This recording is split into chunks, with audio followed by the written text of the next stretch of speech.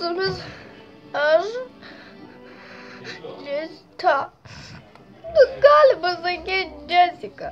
Jūs negalvokit, kad čia Džesika, nukoviau. Čia man draugas ją mainė. Įseidžiai.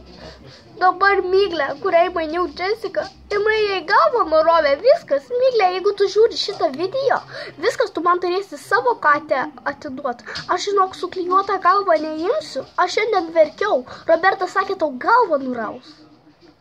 Nežinau.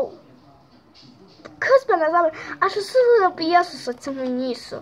Nu, gal išskyrus Tiffany, bet aš berniukų neturiu, suprask.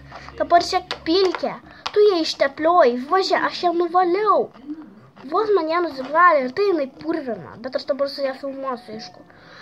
Nu gerai, atiduok man tą Džesika suklijuotą galvą, bet daugiau žinok, aš tau LPS nebemainysiu.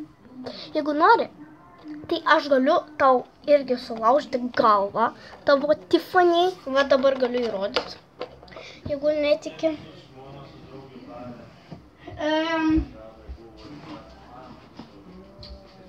Sorcibiškai. Va tavo Tiffany. Dabar žiūrėk.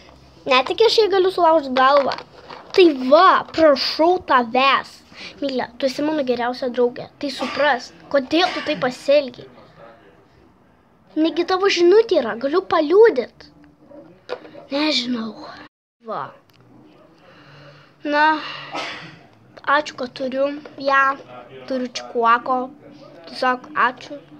Bet daugiau Miglė, kad tai nebūtų gerai, tada Roberta tau galvos nenuraus. Bet prašau, suklijuok tą galvą, arba atiduok savo katę, viskas, taškas.